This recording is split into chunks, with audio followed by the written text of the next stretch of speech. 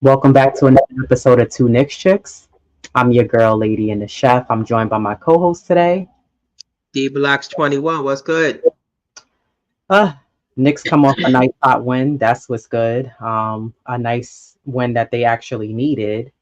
Um, I thought the Knicks, to me, let's rewind. So the Knicks played Cleveland. What was that, Monday? And I thought the Knicks were going to be able to hang on and keep up with that game, but they end up losing that game 104 to 110. I know Carl Anthony Towns had fouled out of that game. Wasn't the best game from him. I know he only shot 8 shots. He did finish with a double double, but still not the best game from him. He was 10 rebounds, 13 points. Um, Decently solid scoring for everyone, but just not enough stops to get the job done defensively against Cleveland.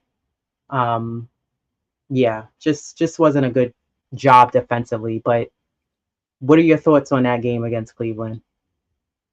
Again, like you just mentioned, just not enough stops, not enough touches for Towns, and too many touches for Brunson. So Right. it was like the reverse. Um, it was it was a collapse for the most part. They led, all the way up into the fourth quarter, and then Garland just unleashed on them. So it was just a lack of not enough touches for your big, too many touches for your point guard. And I get it, we sometimes Brunson has to. I mean, I know that's a shooter's mentality. Shooter's gonna shoot, yada yada yada. But you know, if you're off, then you gotta know when you're off as a player. Like you know yourself better than anybody. Yeah, I know you want to shoot, win the game, boom, boom, boom. But if it's you're gonna have an off night, and Right. and it's an 82 game season. I guarantee you're gonna have play one, two, three. Who knows? But just overall, just not enough ball movement. And again, like Cat, how he go four for for what, what was it, eight, 4 for 8, like He you literally only shot right. 8 shots. Yeah. So that right there, and so they were in it for the most part, and then the game just got away from them. Just again, not guarding that perimeter, fouling, wasn't playing defense, so it was a culmination of because that could have been a win, you Yeah. know. That they let their foot off the gas, and somehow it just got away from them. And that again, that was a winnable game. Um, go ahead. No, I was just gonna say, I thought it was, lack of defense and being able to maintain Mobley and Allen. Evan Mobley finished with 17 points, 8 rebounds. Jared Allen finished with a double double, 15 rebounds, 15 points. And no one had an answer for Darius Garland. He scored 34 points. Donovan Mitchell finished with 25. I just thought that like the Knicks looked like they got somewhat outbeat, like rebounding. They're just I agree with you with the collapse defensively. I think the Knicks, you know, kind of like collapsed and didn't they weren't able to rebound from that collapse. And then there was also too many turnovers. The Knicks had 16 turnovers. And when the Knicks have more than 10, 11 turnovers, I mean, granted, we're in a new season, but when you have that many turnovers for any basketball team, that's too many. You're not going to win games. But I just didn't like the flow of that game. You know, how sometimes when you're watching your favorite team and sometimes the way they're dictating the game, you feel good about it, like they're going to win it. Yeah, And I just didn't feel like that when they were playing Cleveland at all. yeah, and they also, I don't know if they was trying to match the threes that Cleveland was throwing up. They were horrible from the 3-point line, 9 for 28. So again, like, and it's so ironic. Like the errors that they made in Cleveland.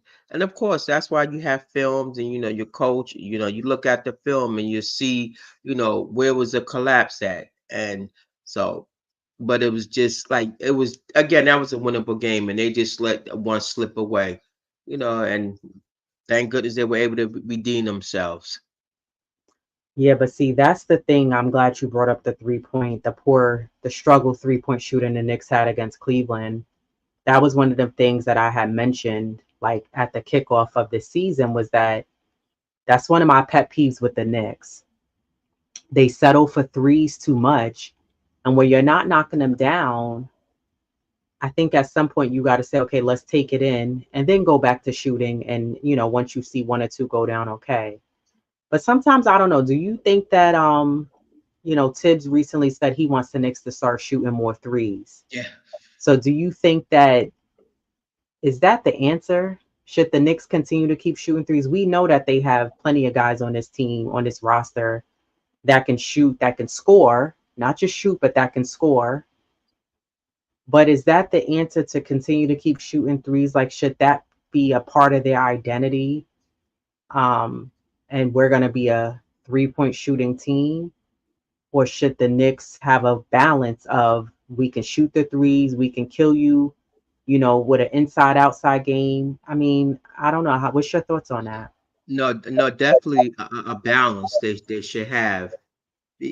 Because if I don't know if he was traumatized from that Boston game where it could be. I don't know. You don't know what your coach is thinking, but I Right. know I definitely think that there needs to be a balance because if that's not your forte, yeah, you want it because more teams and more players are shooting the threes at a higher clip. You want to be able to match that, but also that can also hurt you too. Right. So, if the three's not falling, okay, so what you gonna rely on? Right. So you gotta have a balance somewhere in between. Yeah, it's nice that we know Cat can shoot the three, Bridges, Hard is finding his low rhythm deuce. He's definitely worked on that. Payne could definitely give you two or three, but now you're talking about your bench players. But you be talking about your starters. Cat we know can hit, Bridges, Brunson, but I don't think that you know. I think there should be a balance because hypothetically, now if Brunson is off, who's going to carry that team? Who's going to step up and because Cat fouled out, Hmm. so now who is going to be that next man up? You're going to just keep shooting the threes and hoping that they fall. So that don't So I think it should definitely be a balance there, and defense to me should definitely be like their one thing that that they need to hone on because you know defense create stops. So that's just my take on it.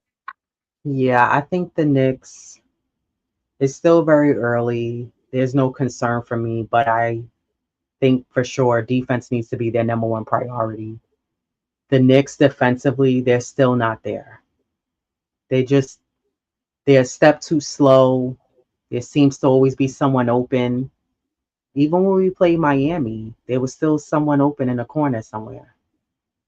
And I think the Knicks have to figure out how to not get caught up in, Josh Hart a lot of times because he's running to try to play defense on someone who maybe he was trying to get a rebound, or a loose ball, but the defense in that case they get the ball and then someone to swing the ball, he'll go running out to play defense and he's jumping up and then they do the hezzy, so they get him up in the air and then now they get the shot that Mhm. they want.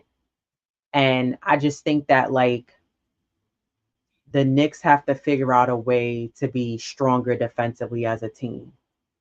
Oh, for I sure. also notice like sometimes the Knicks look small in the paint when they're like the only one that looks like he's able to grab the boards is Carl Anthony Towns. And again, I say only him because it's not that the other guys are not capable of grabbing rebounds, but you don't have Precious there to help out with the rebounds.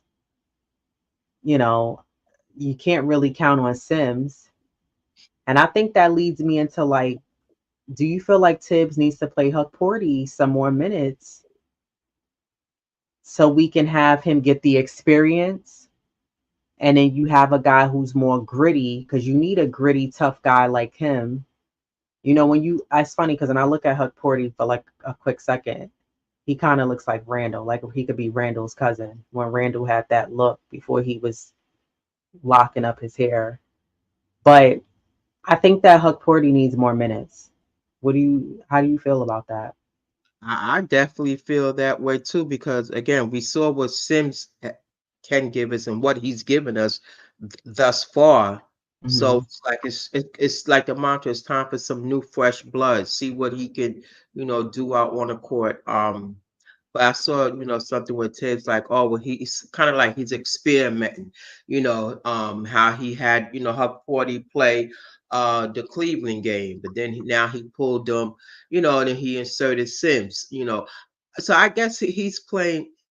I don't know what you want to. What's that game when you the chess or what with the guys or whatever. Just seeing what's the right fit, and he always like it's the game. You gotta go according to what the game gives you. And I get that, but I think Huck Porty for me, I feel he should get more playing time, and let's see what he can do. Um, and I would play on both, but Huck Porter would be my first option coming off that bench, as opposed to Sims because Sims has given us nothing in the Yeah. years he's played. So you had your chance, and or you could go by a matchup. But I definitely like Huck Porter, and I would like to see more of him.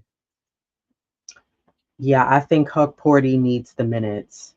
I think that, and I'm not talking about minutes because the Knicks are up by 2025 and you're saying, okay, I'm going to put him in a game. Like, no, I think Tibbs needs to give him some more minutes and diminish Sims' minutes little by little because Jericho Sims, he's just an extra body out there. And to me, he's getting the minutes. And I think I said this to you already because of circumstance, because Mitchell Robb is out.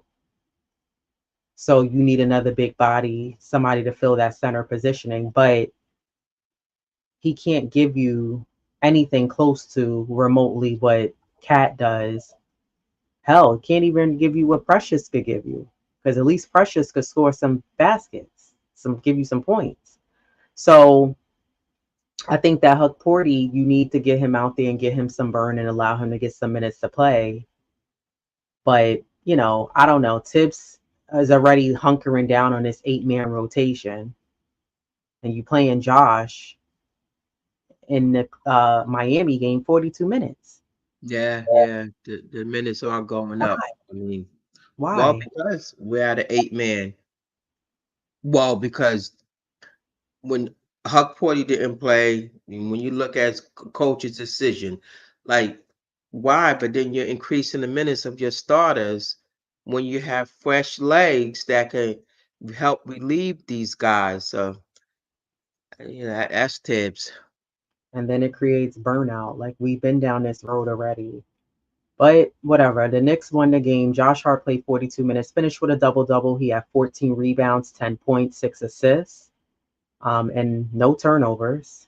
OG Anunoby played 37 minutes, finished with 11 points. Cat played 39 minutes, finished with a double double, 44 points, 13 rebounds. He was actually really impressive in that game. He was 4 for 5 from the three, 17 for 25 from the field goal percentage. I mean, I think if Carl Anthony Town can play as aggressive as he did against Miami, the Knicks, other teams need to be frightened. It's Halloween. Be spooked out because yeah, that was a statement game from him, and I think he's showing that yeah, I belong on this Knicks team. I have the talent to back it up, and I can prove it while I go on the court and play. Mikal Bridges had a off first half. He played 40 minutes, finished with 17.6 assists, but he started to heat up late in the third Yeah. and then in the remainder of the fourth quarter. So that was good because he was off. He was getting the looks, he was getting the open shots. They just weren't falling down. I wasn't panicking. It happens. Some guys have an off night. He was able to redeem himself and contribute. Jalen Brunson played 36 minutes, finished with 22 points, 9 assists. And Deuce played 25 minutes, finished with 10 points. Campaign played 12 minutes, finished with 5 assists. With that game against Miami, it was pretty close for the most part in the first. Then the Knicks were able to start chucking down some threes late in the first to get themselves close. And then the Knicks, I don't know, maybe with Tibbs wanting them to, I don't know, shoot more threes and make more threes. Um, it was a couple of things I was looking for in that game. One, better defense. I didn't see it in against Miami either. I thought it was a little better than Cleveland, but it's still not strong. I still feel like they got to lock in better defensively. Like I saw too many open players on Miami behind the arc, chucking up threes, or just somebody, you know, was a snake, a little mouse, and he was able to get to the basket. They were free, open, easy basket. Um, but tell me, your thoughts when you watch Carl Anthony Town playing and how he just went off against Miami. Well, that's what I was alluding to, how in that Cleveland game, he 4 for 8. And how the coach, you look at film, and now you got to figure out, well, like, how can we get him more touches? And they did just that adjustment was like spot on, Mhm. because in his first 3 games alone, he was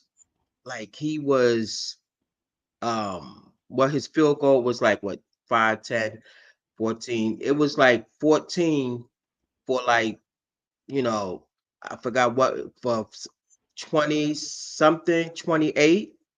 And then you turn around this Heat game, he was 17 for 25. So in those 3 games in total, he had 46 points. And Right. so that adjustment that, the coach was able to make, and he scored 44 alone in just in 1 game. So, it's evident he needs more touches for the Knicks to be successful. That's a given. Like, no ands, ifs, and buts about it. If he don't get the touches, I don't see how far they're gonna go, or how successful. That's just in my opinion, how successful that they will be. Um, and just like how he plays, like, with that physicality, inside out, just like Right. just being able, that down low presence. I know someone put in the comments, um, do you think we're no longer that bully ball team and more of a finesse team? I mean, not really, because Well, actually, that you could say that's Kareem Grant. Shout out to Kareem Grant for that shout comment. out, yeah, yeah, shout out Kareem, nice comment. Kinda yes, because, like, we know Randall was used to playing, like, down low, and he was that bully boy. So that kind of, like, presence is going away a little bit. Although Cat, he does, will play down low, but I just love his game overall, the inside, out game. Just being able, like, to get in the paint. So, kind of no and kind of yes, in a way. Um, he's not, the bully type of, like, player. So in a way, yes, but then when he is down in the paint, so you see, like, how he can, like, he had 3 plays on him yesterday. Um, Bam, and what's the name? Butler and the other guy. So he was able to, muscle his way, and and put that put back in. So that was, just yes and no. Um, Defensively, he was, able to hold his own. That did, that was just a great game for him. he was just like able to like just have his will, with Miami. Um, so again, just more touches that is definitely going to be needed for him. And I think the more he get, the more successful the Knicks will be. Yeah, I think the good thing about Carl Anthony Towns is that he shoots the shots that he wants. He doesn't allow the defense to rush him. He doesn't just settle for a random shot, or he doesn't drive into the lane sloppy and just with too much speed. And I'm just going to do it because the shot clock's running down or because no one else is doing anything because that's what I'm going to do that. He's very patient. There's discipline there from him as a player. You can see the growth, as a player. And I can respect players like that when they come from another team. And I think also when him not just personally developing and working on his game, but when you're playing against, Anthony Edwards and guys of to that caliber, it makes you step up your game as well. You know what I mean? And the skill set that he has is tremendous in what he can bring. And I think the difference for me when I watch him, he's more than capable of playing bully ball. And I think the Knicks have that capability, particularly with him. Unfortunately, we don't really have two guys on this team or more who can do that. And I would say kind of Mikal Bridges, because he can impose his will when he gets in the paint and he gives you the fadeaway and those middies. He does that really well. Hmm. But I think with Cat, he does a really good job at he can get the ball on a post. And what I love is when he gets the ball in the post, other guys are moving. The difference is when we have Randall and Randall would get the ball in the post and do bully ball, guys were standing around watching. For some reason, I don't know if this is the coaches, assistant coaches, Tibbs. I'm noticing so far that guys are moving. And one of the main guys that I noticed that moves besides Josh Hart is Cameron Payne. He gives you the ball and he cuts, or he cuts through and then he comes back around at the top of the key. So that movement helps because now the defense is not fully, the focal point is not just on Carl Anthony Towns.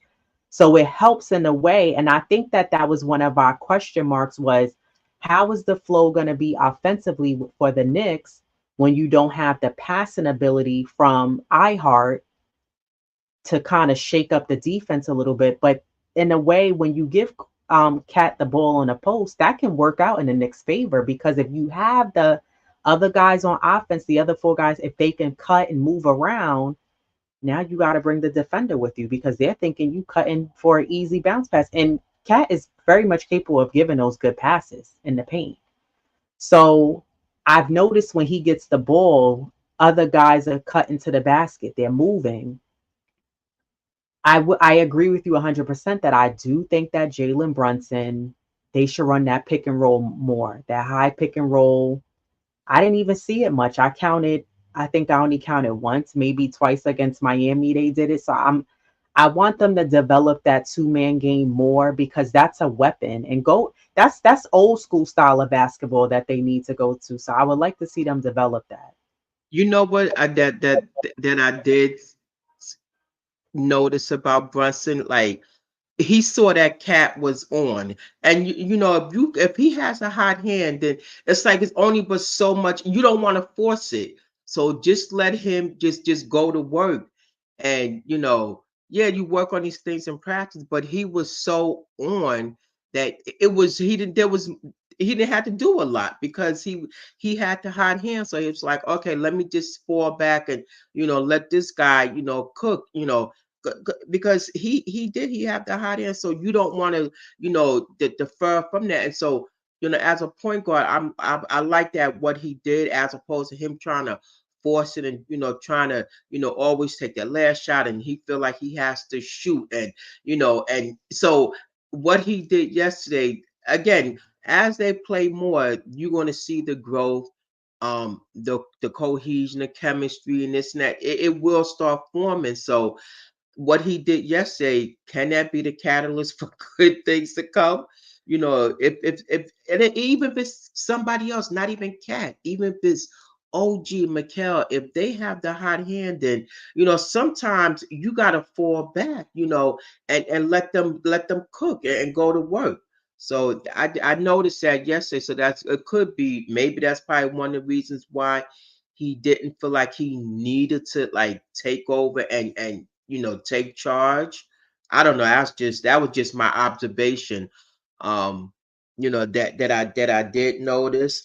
And also, like, I've read another interesting fact that um Brunson and Randall which I find that odd, only connected on one alley oop. I'm like, what? That's very odd. Hey, if I'm wrong, did somebody, point it out, or if it was another game that they noticed it? And with him and Cat, they like double that, So again, that chemistry will come, where we will see more. Like it's just gonna be just good things to come, The more they play, the more touches and because Tibbs, he made that adjustment, for yesterday's game. So yeah, that things like that will come.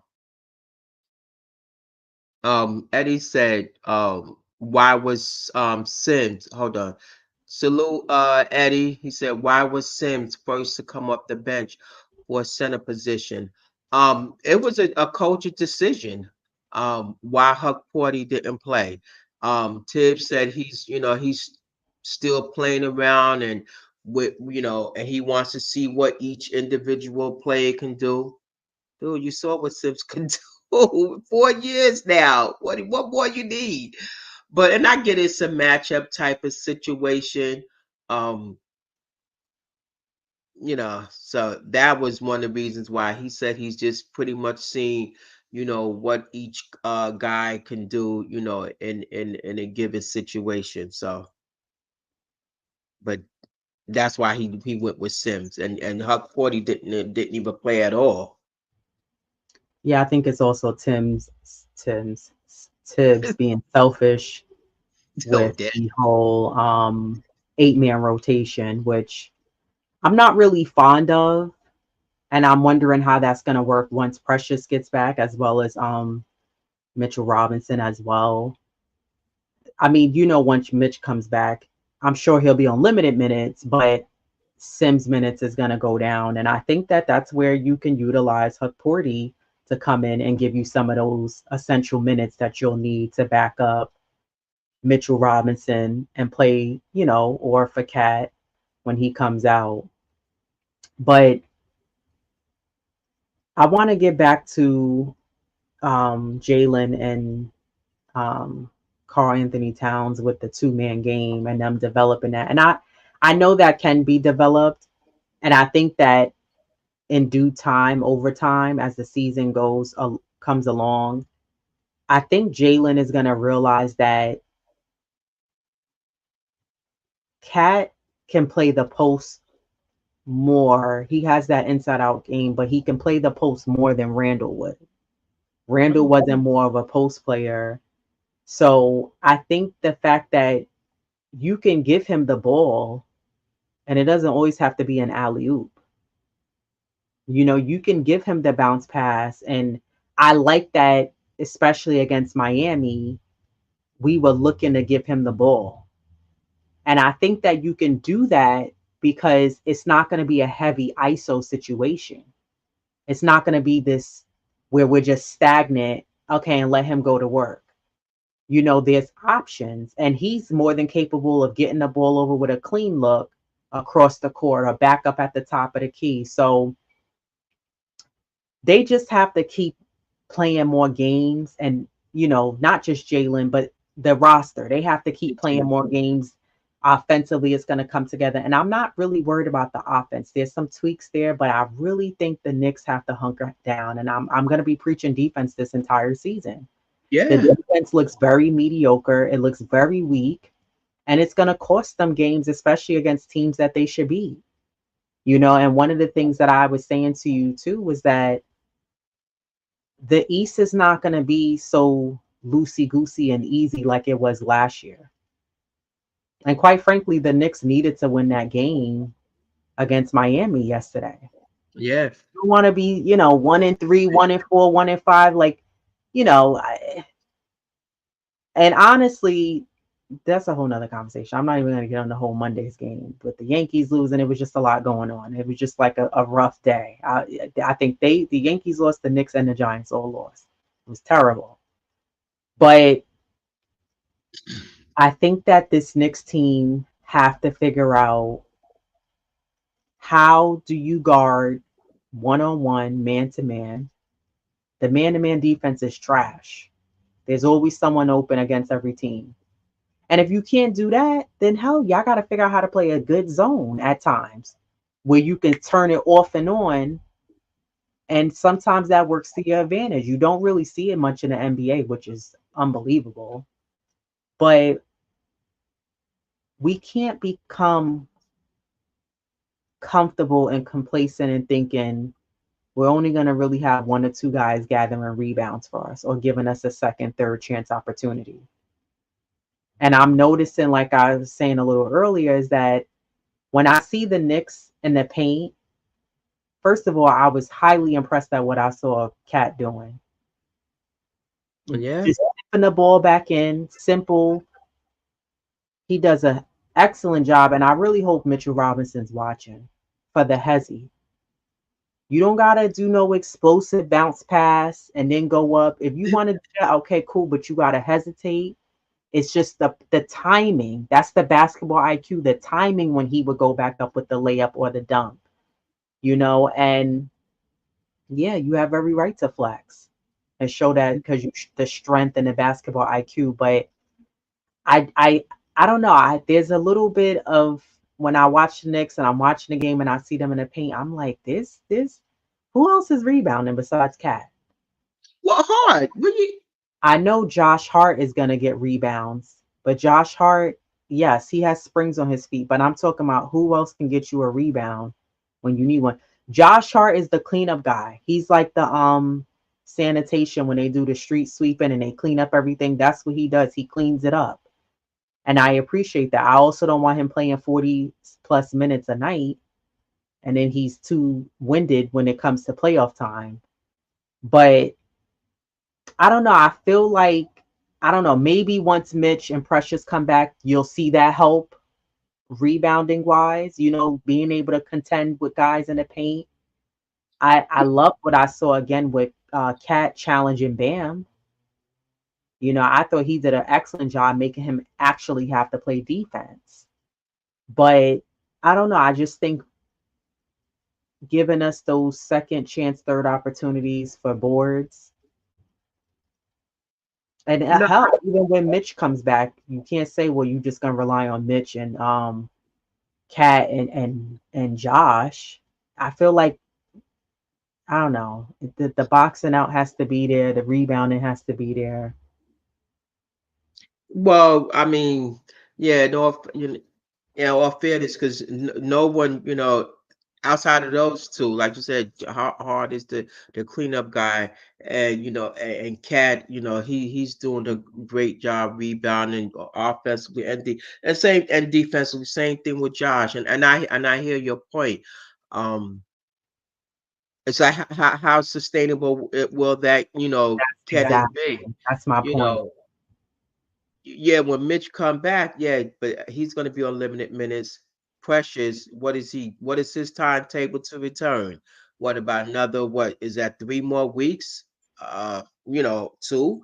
But again, what is what is his plane? Going to be? Will he?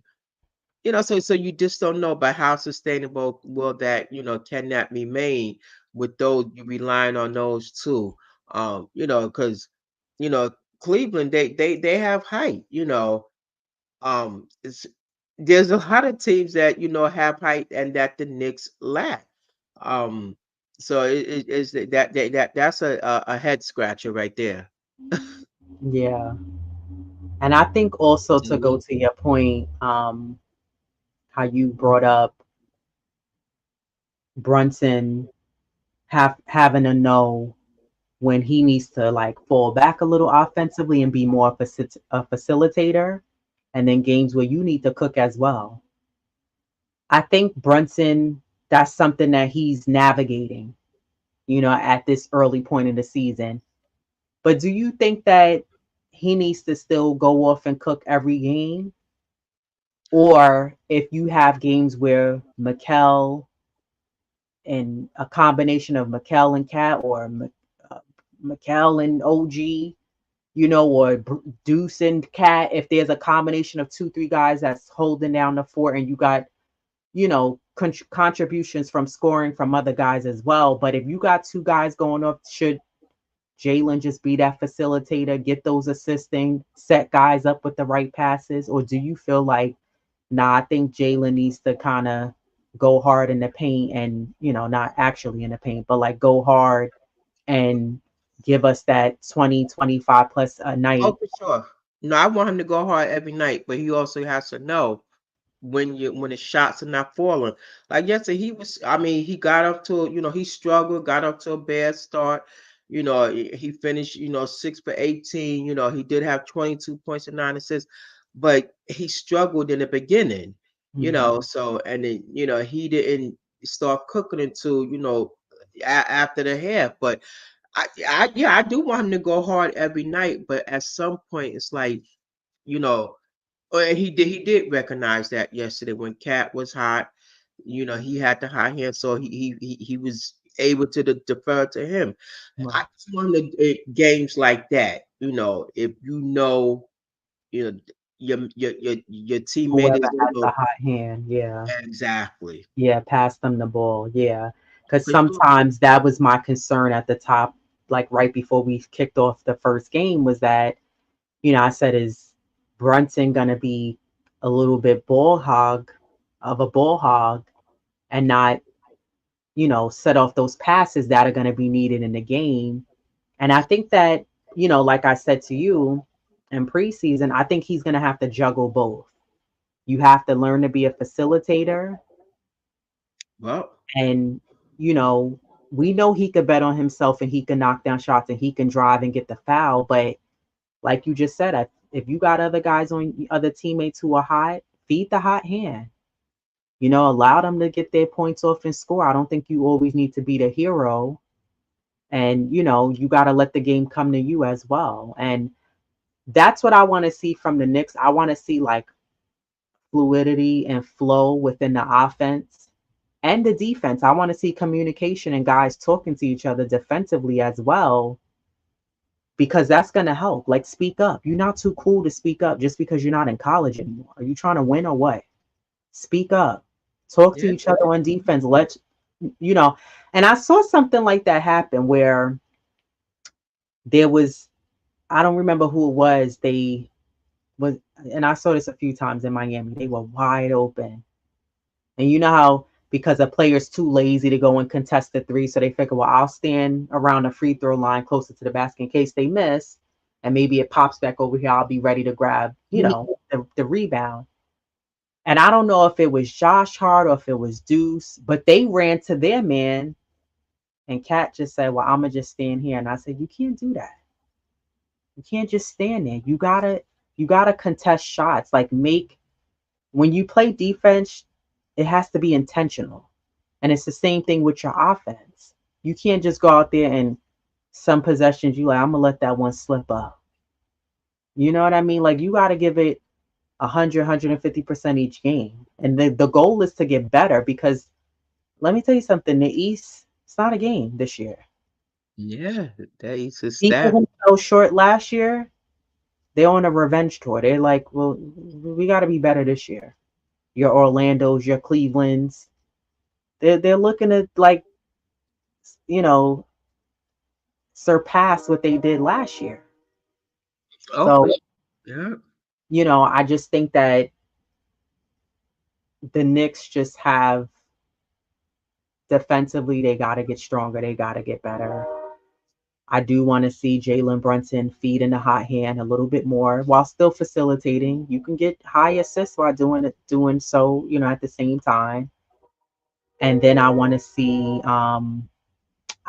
other guys to contribute offensively. Don't be hesitant. Josh Hart. His three looks good this year. You know, I let me tell you something. You don't got to worry about Deuce and Campaign shooting the three. They're gonna shoot.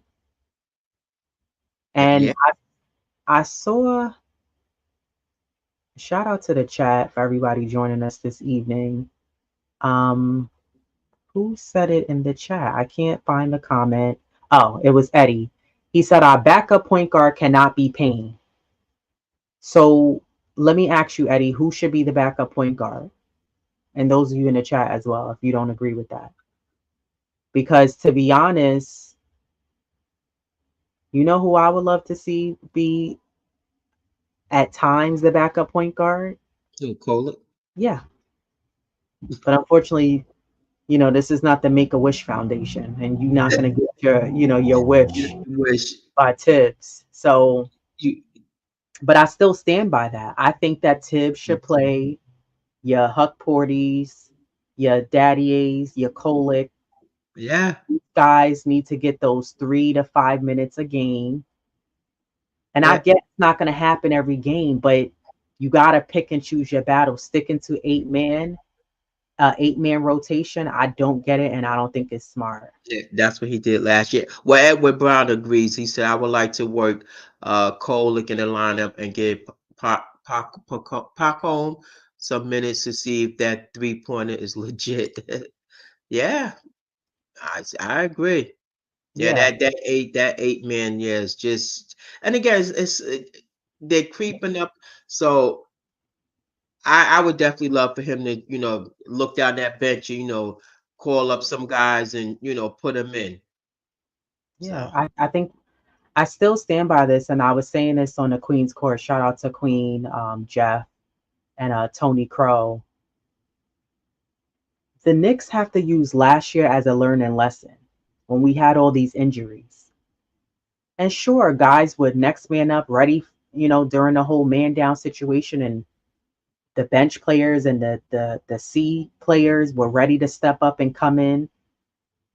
But if you're not giving them the opportunity playing against other Eastern Conference teams and other Western Conference teams to come in a game, and the same way you guys had that trust in Deuce, and the minutes crept up little by little, and you saw Deuce when he first came in. He wasn't always ready. He was ready to chuck up a three, but he stayed focused. He stayed, you know, diligent, going back and forth between G League and the Knicks, and staying ready and hustling hard on his in the gym, in practice, and he got better. We noticed his game get better, and he's still growing into a great player and getting better. His three looks great. He looks like he worked on that three a lot in the off season. He looks Hmm. super confident shooting it. I mean, hell, the whole Knicks team for the most part looked confident, because I saw a lot of people, especially in my against Miami, doing step back threes. Oh, we don't need to shoot the jumper, the mid range jumper. Everybody wants to shoot a three. Cool. I guess Tibbs, that's his policy. He wants three, so they're shooting the threes. But I think that you have to use last year as a learning lesson and give guys like your Tyler Kolek, your Daddy A, your Huck Porty, you got to give them some sprinkle minutes here and there for them to gain the experience. So God forbid, because we got very lucky that Brunson was healthy the whole season. Oh yeah, for sure. And I used to always say to you, what happens, God forbid, if Brunson gets hurt? Who are you going to have bringing up that ball? That we felt comfortable and confident to bring up the ball. So this is why you need Tibbs needs to play them, Tyler Kolek, a couple of minutes. The same way you allowed him to play up there with Deuce. I'm not saying to reduce Josh Hart and Deuce McBride minutes and what's his name? Um Pain. Cameron Payne's minutes. I'm not saying, or Mikal Bridges minutes. I'm not saying to reduce their minutes drastically, but I don't think at this early in the season you need to be playing those guys 42 minutes, 45 minutes. You Yeah. can shave off 3 minutes here from this person, 2 minutes here from this person. Let them get the burn and get the experience. So if we do have a man down situation where we have 2, 3 players out at a time for a couple of weeks or a month or so, you can allow them to get the playing experience. So if we need them late in the season while we have the guys that are part of the starting five or bench players, and you're allowing them to rest for playoffs, they're gaining the experience. And I think that Tibbs needs to allow them to get that experience to be ready to play. And I mean, don't waste that talent just sitting on the bench. I would really hate to see that. This is a new day and age of the Knicks. This is not when we got Frank Ntilikina. This is not that kind of talent. This is not that kind of talent like what was the other one that stunk of Knox? This is not that. This is not that. This is like we got steps above before you got that. So I would hate to see Tibbs just stick with it. This is not the playoffs either. So why are you playing an 8-man rotation anyway? Yeah, yeah.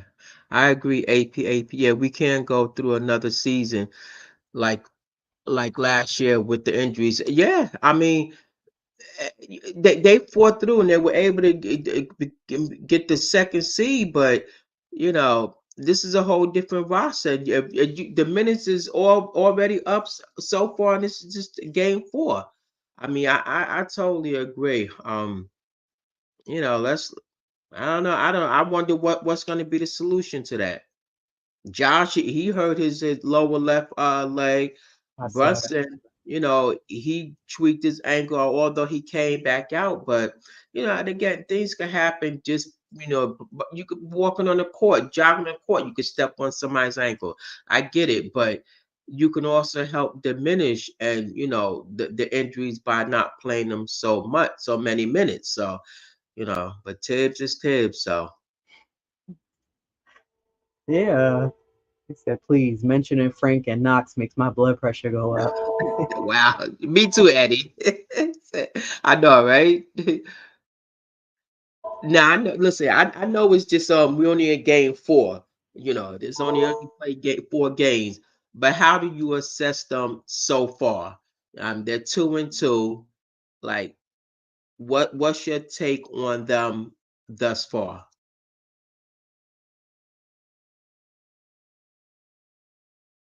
The I know Knicks. it's early in the game, but No, I wanted to see also. So the Knicks, they're sitting at fifth, 2-2.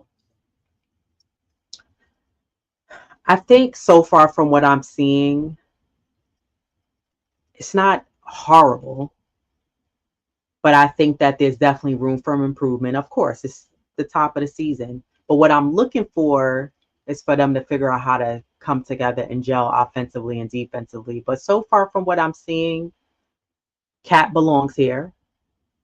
So I think we need to stop the comparing or the slander and Randall and why Cat is here and why Devo's not here. Trust the process, trust the front office. I think Cat and Brunson, if they can lock in I should say not if, when they lock in on that 2-man game, it's going to be beautiful to see. And it's going to be a weapon that they can utilize against a lot of teams this season. Love it individually. I'm loving what I'm seeing from Deuce McBride. He looks a lot more confident. He looks like he's worked on his game. His catch and shoot shots is off the rip.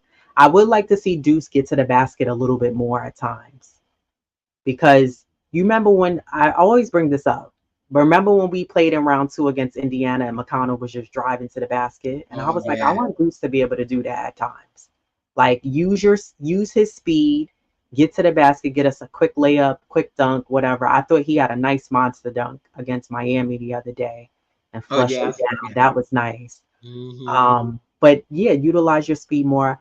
Josh Hart, I like what he's doing as far as the cleanups. I want him to continue to keep shooting when he has the open shot because his shot looks great so far.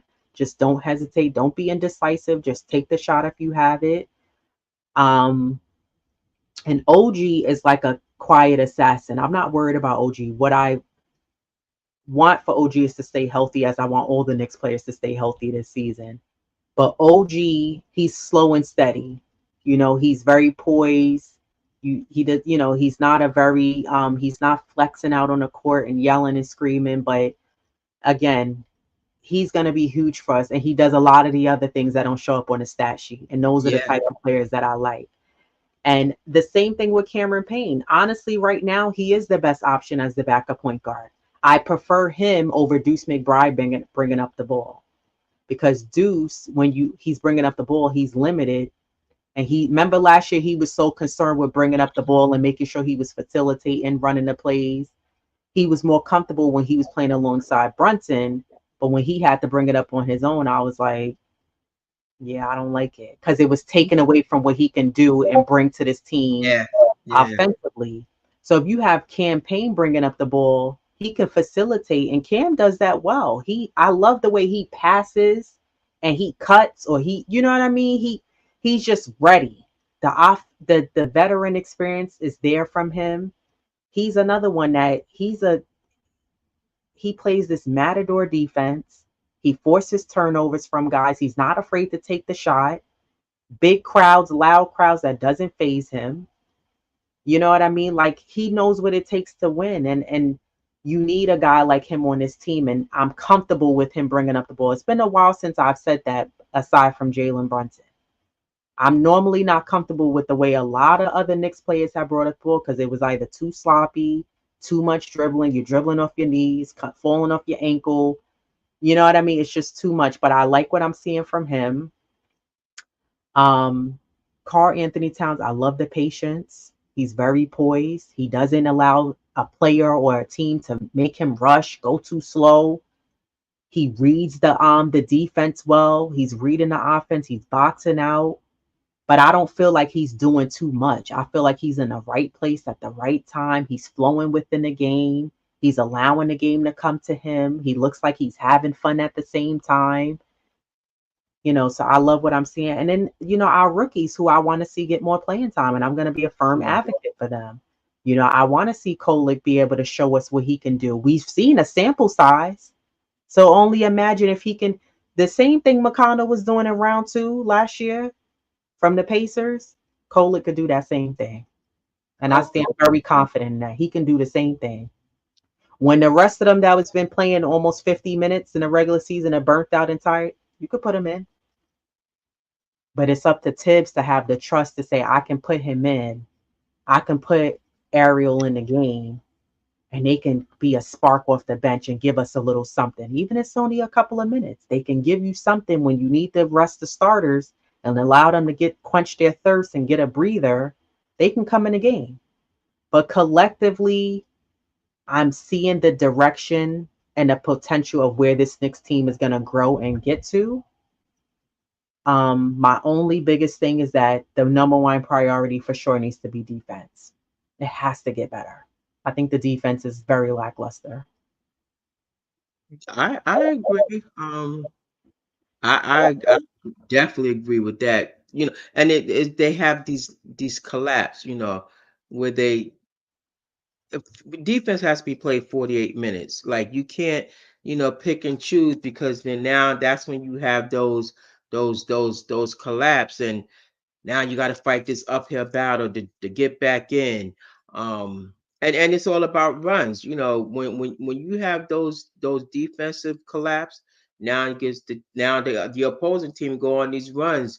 Now, you find yourself in like this hole, and you got to out out outwork and do exert yourself just to stay Mhm. within the game. So no, I agree that defense definitely has to tighten up and definitely get better, and they need to work on that more so than that 3-point shot. So I'm with you.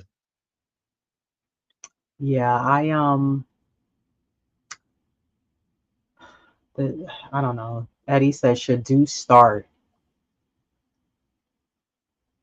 I mean, And I don't really know if you have another option that's suitable for him, because I think collectively we both can say we have not a question mark, but an asterisk next to our bench players who we have.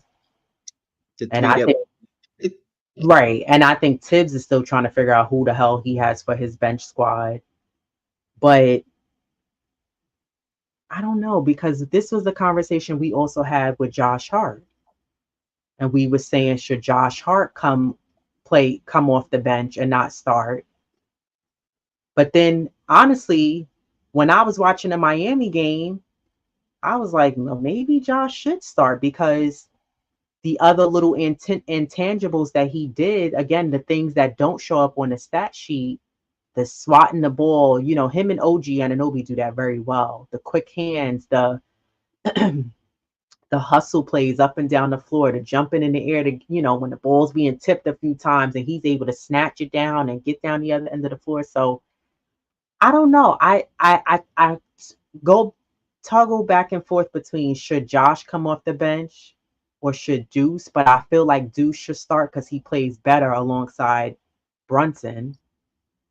And I think sometimes you can have Josh, depending on the matchup and the team. I think sometimes you can have Josh Hart come off the bench. I don't know. What are your thoughts on that? But see, but you say it's okay for Josh Hart to come off the bench and Deuce with the matchups. Well, that's exactly what Tibbs does with Sims, versus Huck Forty, depending on the matchup. So it's a twofold. I think it's fair if he does it, with Sims or Huck Forty, and but yet you want to do it for Josh. So I to me that's an all fairness. That's why I guess Tibbs, did what he did as far as starting Sims, over Huck 40. But for me, back to the Deuce, I love, I agree with you because he does play alongside Brunson. It's like again how we allude to the student and the teacher. The confidence grows. Mm-hmm. He has someone to defer to, like if he's feels that he's in trouble. Brunson's alongside him, and I've seen it yesterday in the Miami game how he would bring it, across court, and he now he dishes it to Brunson. So Mm-hmm. again, he plays better alongside him as opposed to, when he plays good, but alongside Brunson, he plays better. So it's a difference. You could play good or you could play great. And I think when he does that, he plays definitely much. He's a much better, well-rounded player when he's playing alongside Brunson. But when I guess Mitch and Precious, when they do come back, things will change, and maybe they won't. Maybe Josh will still come off the bench, and and Precious will come in for Cat. So we don't know, and I think, but I also love Josh starting because just the energy and what he brings to it, and like you said, he's that cleanup, he's that energizer, that person that's gonna hustle down. So you know he brings something different than Deuce does. So I mean, I I'm kind of torn, but I do in the way I prefer Josh to start because he brings like that energy, them hustle plays, just his rebounding for his size, just so I'm fine with him starting. Yeah, I think it's a toss up from the two, but I still feel like the whole Huck Porty Sims thing is like Sims has been getting lucky because of circumstance with Mitchell Robb being out. And I don't think we could call a full fairness yet, a call on if Tibbs is not playing Huck Porty enough yet, because it's only been 4 games. After 10, maybe 20 games, then we could come back to this and assess, do we feel like Huck Porty's being robbed out of getting some burn? So we're gonna definitely park that and come back to that for sure. Um, ABAB said we need Hearts points. So OG must give us at least 15 points a night. You think OG should be scoring more? Do he need to score at least 15 a night? I feel he should. Given 11 points, you're skating by. Yeah, you won your 2-2, but I feel even though he does the other little things, he's that the wing and defender. He's can guard multiple positions. If he can give 15, 16, that makes for a definitely a better score. Yeah. I mean, listen, I feel like with the contract he got signed for, you need to be given at least 15 points a game. But I agree he does make up for with the other little things, his the way he's able to see the ball, see his man, and he's able to deflect a lot of passes and get to the other end of the floor is just phenomenal. He does that really, really well. I just want him to stay healthy, like I said. And the same thing with the entire Knicks squad. So let's say the Knicks had to make a trade. What do they have to even give up? I think all the chips are gone. I mean, well, there's this whole rumors circulating around with the Knicks potentially doing a deal with New Orleans, but I'm not fond of it because the Knicks would essentially trade um, Deuce and Josh for Brandon Ingram, and I'm like, but is it smart to break up the group and get rid of pieces that are so critical to this team, especially Josh Hart? You know what I mean? And Deuce, who's been growing and is still evolving into his best and what he can bring as a player. I just don't know if that's the right thing to do. And they Yeah, seem like they would be who they want because I don't think that a lot of teams would be interested in, let's just say, like Jericho Sims. You really would have to really add him as a package deal with other star players like a Josh Hart, whoever else. But I just don't like that as a potential trade. I'm not crazy about that. no, I'm with you because Deuce really hasn't even tapped into his ceiling, and we continue to see the growth in him.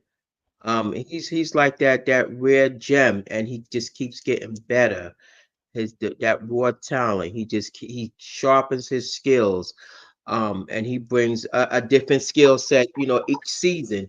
So, I'm not fond of that trade either. So, Yeah. I don't know. I think if anything, I think after this season, the Knicks are definitely going to figure out, depending on how healthy Mitchell Robinson can stay, they have to figure out a way to get rid of Sims and figure out some kind of backup center situation because it's not working out. DN Salute said it's not about trust with Tibbs when it comes to rookies. It's about a flawed philosophy he has about playing rookies. Well, what flawed philosophy is that? Because I know with Tibbs, he plays guys who he trusts, and you're not going to see him playing no rookies. Now, not a whole bunch of minutes anyway. right, the rookies that we do have, again, I think these rookies are definitely ready to play in NBA games. These are not like washed up guys that, you're like, he ain't ready. You can't put him in. Like these guys, I haven't seen rookies like this in a while on the Knicks. And I like that they each individually have their own praises, but unlike in the past, we would get rookies and they would have all this hype around them. Oh, I see them do this when I went overseas and watched them, and I'm like, who's the recruiter for the Knicks? They did great in college. Yeah, and then they come to the NBA and they're a total wash. They come to the Like, Knicks. yeah, exactly. So I don't think that it's that, but I really want to know what's the flawed philosophy that he has. I mean, yeah, rookies are gonna need development. They're gonna need to, practice more, work on their game. But if you don't play them in real game situations and you only playing them in practice, how would you know?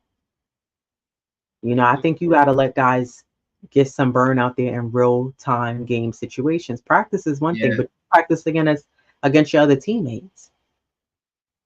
When you playing in exactly. a real game against Giannis, Anthony Edwards, you know what I mean? When you playing against guys like that, you got to be ready. Tatum, Brown, guys who are they just you could have the best defense, but it's just better offense. Yeah, exactly. Those those are the guys that you need to be like playing against. I'm not necessarily saying guarding them, but you need to be on the floor while they on the floor. Not when those players I mentioned, when their teams put in their C squads, their D squads. No, you need to put them out there so they're ready for the fire, the speed, the defense is going to take. You know what I mean? The basketball IQ, the decision making that it's going to take when you playing against teams like Milwaukee, Boston, Minnesota, Orlando, the Warriors. You gotta put them in real time game situations. So I don't know. I think Tibbs needs to figure out. You know, Deanne said Josh Hart in the starting lineup isn't a championship lineup. Come playoff time, the strong contenders will expose his height disadvantage. Say, I disagree. He came up big in the playoffs. Agreed. He got hurt. He had like an It was a abdominal bruised rib. bruised Yeah, ribs. No, during the playoffs, Josh Hart came up huge. So I disagree with that. He was very important for that championship run that they went on before they got knocked out for the Pacers. But no, I totally disagree. He I guess what they say, they relish for that moment. Um yeah, I would bank my money on him. yeah. And I think the thing with Josh Hart is that he's such a smart player and that he figures out how to be at the right place at the right time on the floor. Hmm. Plenty of guys could stand there and watch the ball. And actually, we caught Josh doing that against Philly. His job was to guard Payne.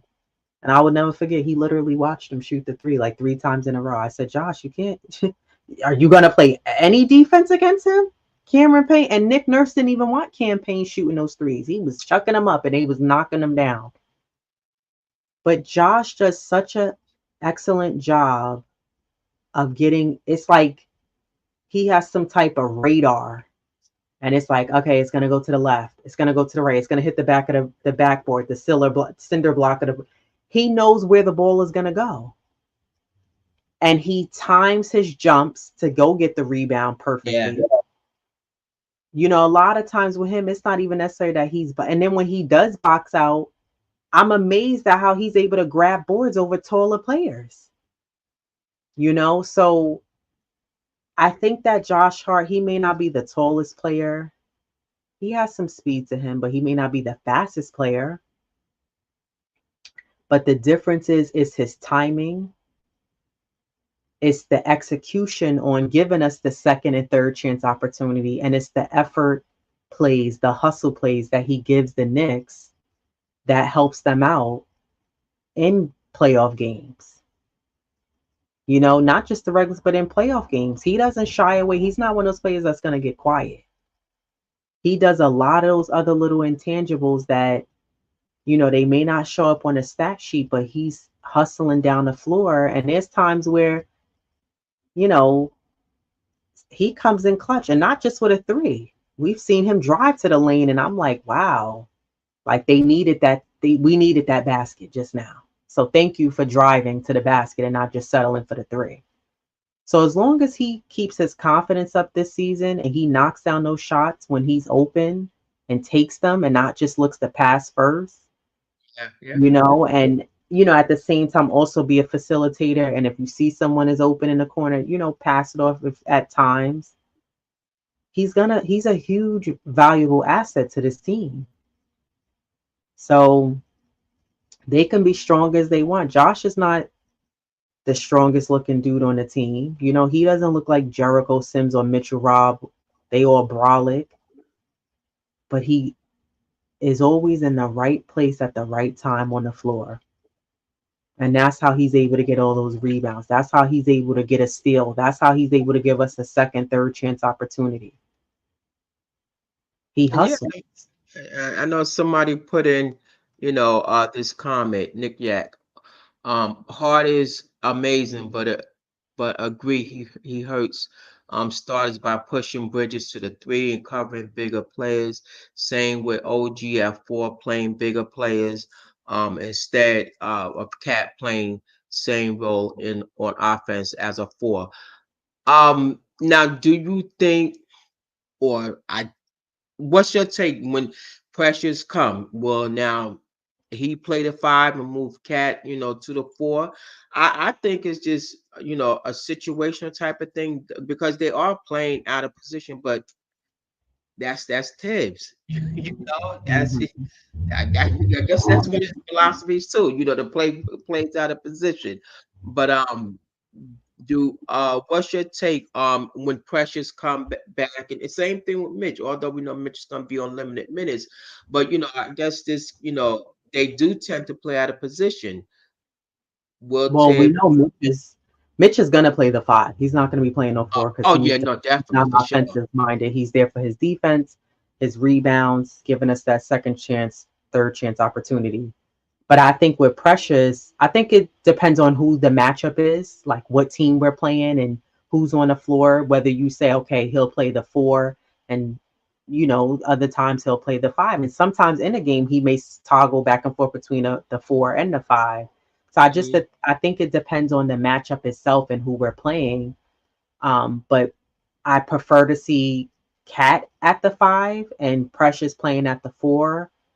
Um, and I think Cat playing at the five, but also playing the four because he can space out the floor. I don't want to see Precious chucking up threes. I know he can shoot them and make them as well, but I don't want to see it, you know.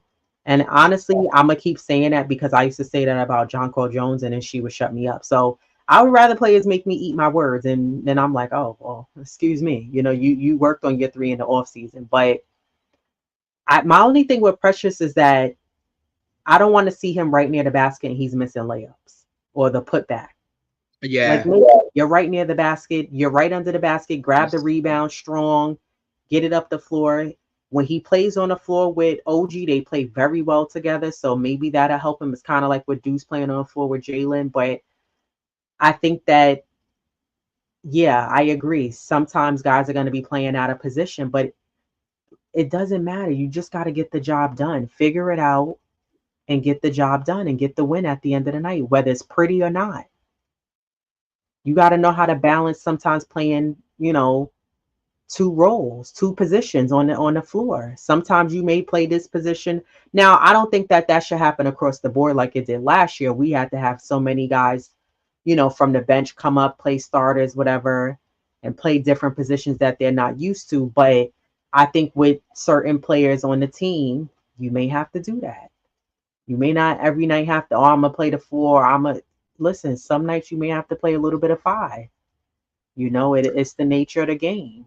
Yeah, and I think once you get your two key players back, Mitch, and even Precious, things will get shifted around, and potentially guys will go to their quote unquote natural positions, but when you look at Mikal, he's interchangeable. Same thing with OG. So it's like because they can guard and they can pretty much Mikal he could play one two or the three. So I think once those guys come back, things will shift around for the most part. But we just have to wait and see. And they will Exactly. be playing out of position at times. Yeah, exactly. Sometimes it's gonna be like that. AP said McBride eases the loss of Dante DiVincenzo. Yeah, I to be honest, I think it's Bridges because I was having this conversation with you. I don't think you had saw at the time. You didn't get to watch it yet. And I heard Queen talking about this on one of her recap shows. Someone brought it up in the chat and they said something to the effect of like Dante DiVincenzo is better than Mikal Bridges. And her response was Dante DiVincenzo is a good shooter, but Mikal Bridges is a better player. And there's a huge difference. Oh You could be yeah. a good shooter, but to be an all-around better player is a different ball game. Yeah. And Mikal Bridges is a well-rounded, better player. And this is no shade or disrespect to Dante DiVincenzo. I think he's a heck of a shooter. And at times he was a little streaky. You Mm-hmm. know, he was another one had to play sometimes the point guard and bring the ball up. I thought his defense was excellent.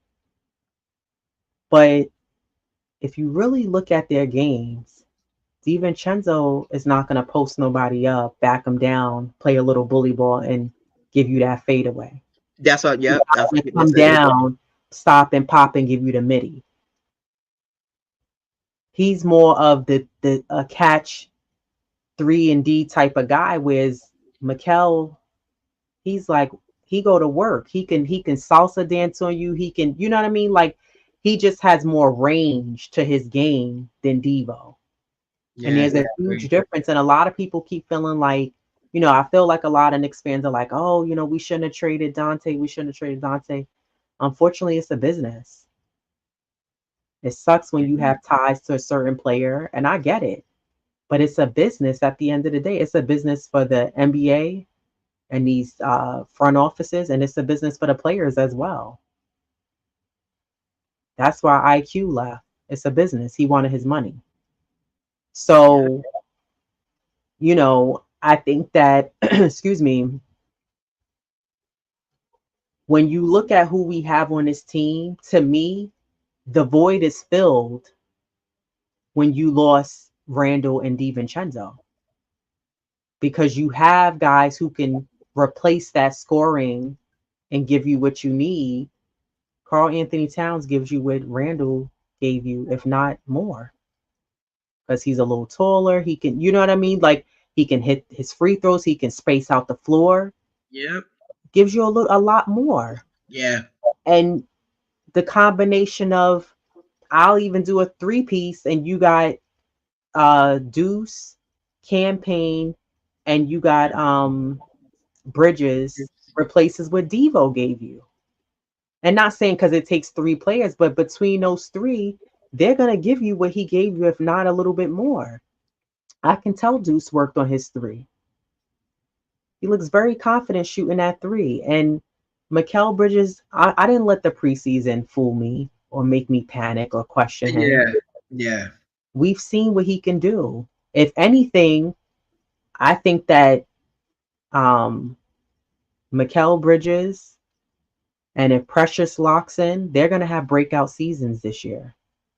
And this has been the pattern with the Knicks the past few years. Randall has gotten better. Dante DiVincenzo got better here. The only I person that didn't get better here was Sims. He's at his ceiling. I heart got better. iHeart got better, right? And they Gordon got better. Stockton. Emmanuel quickly got better. So we've seen that happen over and over with several players on the Knicks. And Precious is up next. Mikel Bridges is up next to take his to the next level as well. And they will bowl out this season. So I just think that, these I'm like mad behind on the chat. I'm trying to keep up, but y'all in here. This because we like the preview before they watch Steph, Jarrell, who they come on at 9. So they get a like a double header. And doesn't Ron come on tonight, right? I'm I lying. No, he don't. Ron comes think on does. Saturdays and Mondays. Yeah. Yeah. But Steph is coming on. Yeah, 9. Shout out to Ron. I'm still Knicks fans. Salute Parrish. I was waiting for you to come in and chat. He said we got to stop thinking offense over defense. We got to match up size and speed and power against opponents first. I'm thinking defense over offense. I'm preaching defense this entire season because for me, the Knicks offense is there. The Knicks offense is already there. I'm not questioning, not last season, but the season before last when we played Miami in the playoffs. We didn't have nobody who could knock down a shot. Oh yeah. Not only was we off, but even when we were kind of on and making shots, we didn't really have nobody offensive minded enough to say and be aggressive to give us some points. We don't have that issue anymore. The issue we have is defense, in that we don't have enough guys who can give us what we need. We have, not that we don't have enough guys. Let me reword that. Our guys aren't giving us what we need defensively. Oh, for sure. Yeah, that's they got to definitely work on that. Because to me, the offense is there. You got Cat, you got Bridges, OG, Brunson. The offense is there. It's the defense that's lacking. Yeah, Right. salute Nick. Yeah, It's- he said Precious fits so much better at power forward and now bigger at 3 and 2 with OG and Bridges, but still prefer Porty at 5 and 4 together. Huge team. Yeah, I think that a lot of that falls on Tibbs though. He's gonna have to give the guys the minutes and take the risk. That's what Tibbs needs to do. Take a little Tibbs risk take a this risk. season. I know. I know.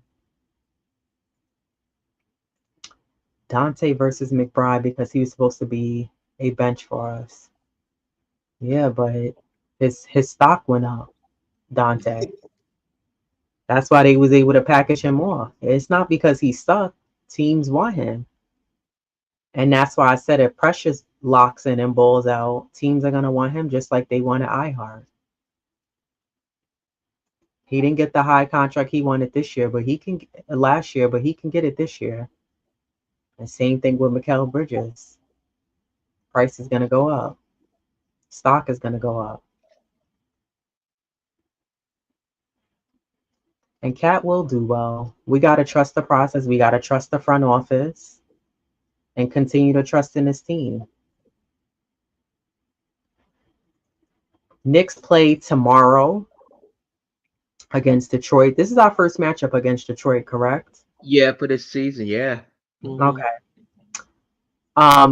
Here's the deal. Because Detroit 1 and 4, they're sitting dead smack last. Still trying to figure it out over there in Detroit how to get this team better. When we play Detroit, typically the score is very close most of the game. I've never seen where maybe midway late in the fourth we were able to pull away, but for the most part, Cunningham goes off, and the Knicks we can never just you know get a lead and maintain it throughout the game. It's always a close game when we play Detroit. I need the Knicks to lock in, win this game tomorrow. Detroit's struggling. And then the Knicks have a break until Monday when they play Houston, and then they play Atlanta Wednesday, and then Milwaukee Friday. So we'll just do because we come back on Sunday. So we'll just do our prediction for the Pistons. I got the Knicks winning that game. Yeah, I do too. Although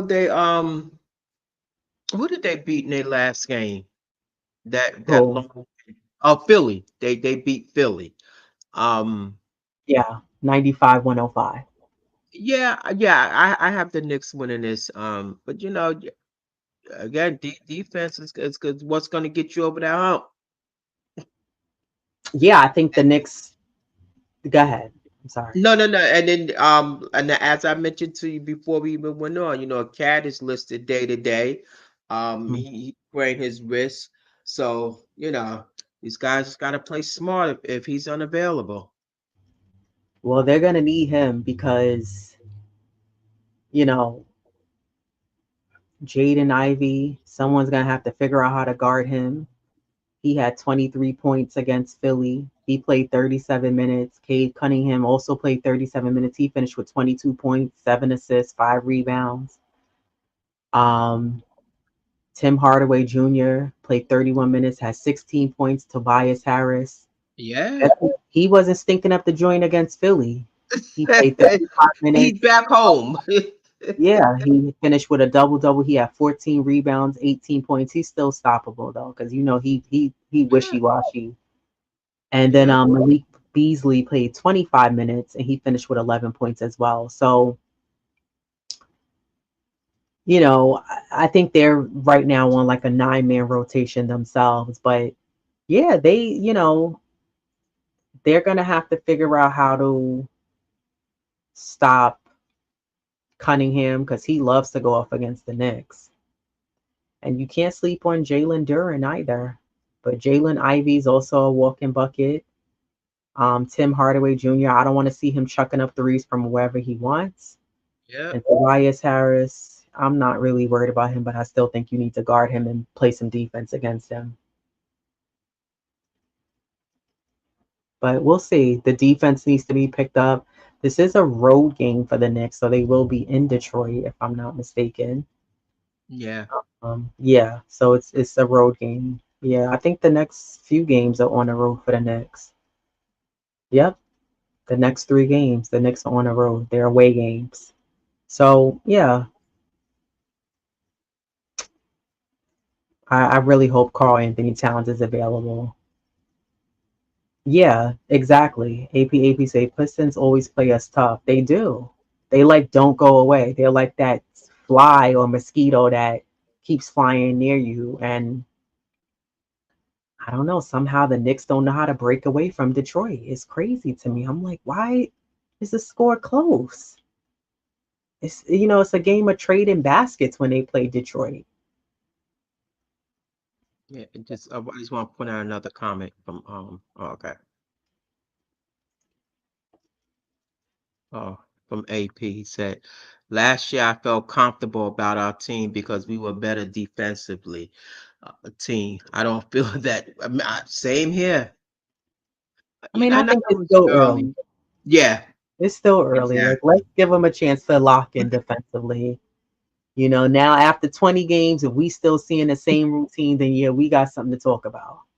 So, you I sure know, hope it don't take 20 games. That's a quarter of the season right there. I mean, I don't know. I'm hoping I'm giving 10, 12 max. right. Yeah, we'll see. But we'll be back on Sunday. We'll be recapping this game. And then we will be having I'm trying to get some guest panels because I want us to do a